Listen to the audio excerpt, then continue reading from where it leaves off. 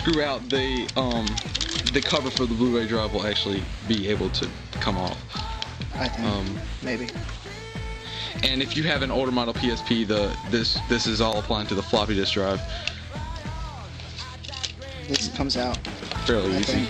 This comes out. Yeah, there's like one more screw that you kind of missed there, buddy. Yeah, it'll work. It doesn't It'll be matter. fine. There we go. That's out. And now you can get to the screws better. There's a hole there where you can get to the last screw. You don't need to do it before you get to the other screws though. It's possible to get them out.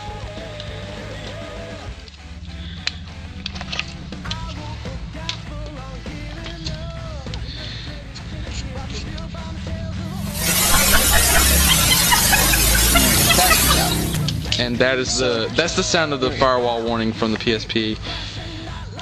That spring there. Okay. That is. That spring holds the that holds the CD drive closed while you're playing a game, because without it, your PSP actually tries to read the compact flash slot to look for your prawn collection.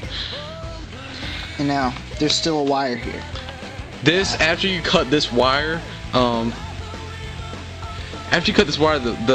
bomb embedded in your PSP will be disabled, so you won't ever have to activate it again.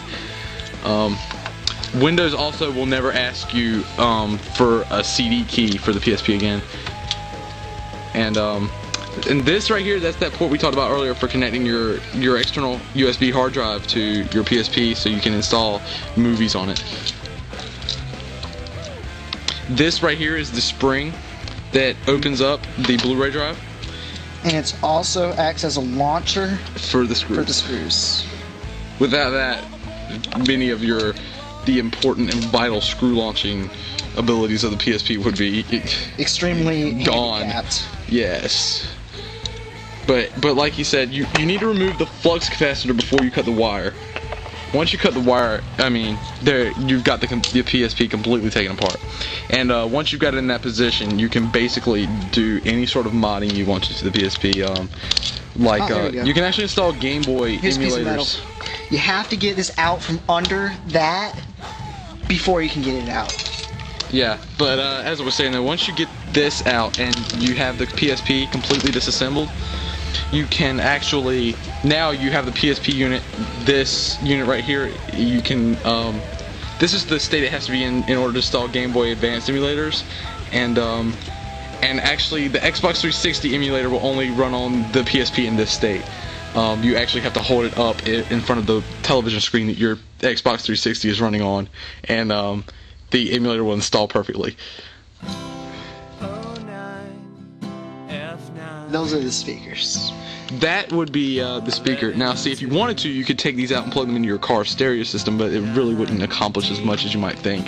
The speakers, the subwoofers have been blown up after many years of use. PSP overall is a firm piece of hardware, but you know it has its issues. The speakers blow up after a while, just like every decent sound equipment. You can pry these out Yeah, without any if you kind of problems. yeah, if you break the speakers here, it really doesn't matter anyways, because They suck, basically. the speakers. I mean, honestly, I mean, No one can they're ever not stand- even 2.1. They're just they're 2. They're just two. There's no point one there. It's. I mean, look at that. The subwoofer is gone. Someone stole the platters. And now, there's 2 more screws you can get. You can, yeah. These screws, I think, these screws hold in the micro SD card, and you actually have to remove these screws every time you want to take your SD card out.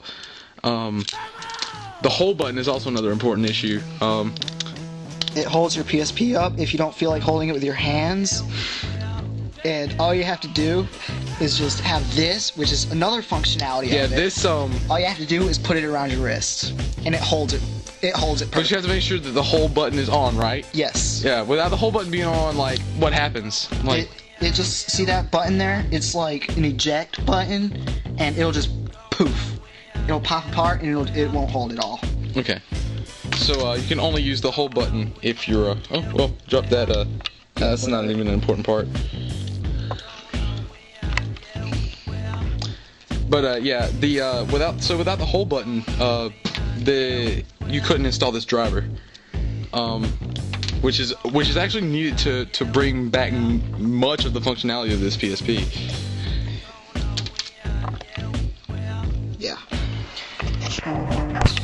this spring comes out. That we were Fairly easy. launcher. Right This there. is the screwdriver launcher. Alright, now the hold button. Once you take this off, it's actually very important that you don't allow it to hit anything, because that's where the PSP stores its hard drive. And after you do this, you'll be exposing the circuitry of the hard drive. So you really don't want to take this lightly. This is a very sensitive step here. However, once you have the motherboard out, you're really out of much of the danger of messing up the system clock, because I mean, while it's not powered, it actually stops counting the minutes to midnight, so you're completely good there. And this, you have to see the dots. See the dots on top? You have to get that side out first, or else. Yeah, if you don't take that out first, then if you cut that wire on If you take that out before that, it blows up the bomb inside your PSP. Yeah. So we had to disable that before we got that out. And So even though you cut the wire, it has like a failsafe in it, because the wire just communicates with the server. The PSP server is actually running Windows 3.1? 3.1. Yeah, 3.1. And it will actually connect to that server and tell it, that you've tried to disassemble your PSP, and Sony will never support you again. It actually bans the IP address of your phone, so that you can't call them anymore. And that's his sticker. That is the one of the most important parts of the PSP, because without that, all this damage repairing that we've been doing to the PSP would not be serviceable by Sony. Actually, in this condition, the PSP is actually still under warranty. The warranty is only voided after you remove this piece. Once you remove this piece, See the clip on the top and bottom? You just pop those out, and Yeah. blam, got it out. and now the warranty has been voided.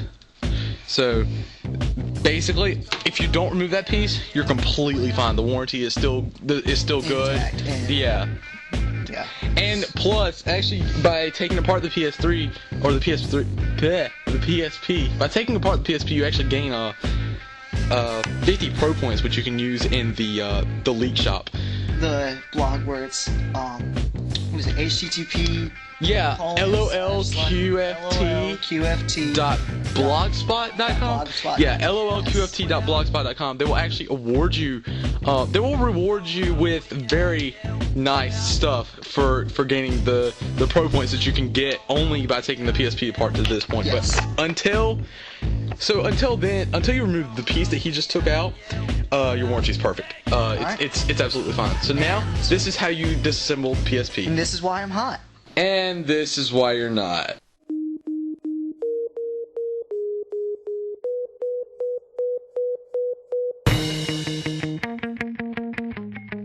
Hey, this is why I rock. This is why I rock. This is why. This is why. This is why I rock. This is why I rock. This is why I rock. This is why. This is why. This is why I rock. We rock 'cause we fly. No, yeah, 'cause I'm not. This is why. This is why. This is why I rock. We rock 'cause we fly. No, yeah, 'cause I'm not. This is why. This is why. This is why I rock. This is why I rock. I don't gotta rap.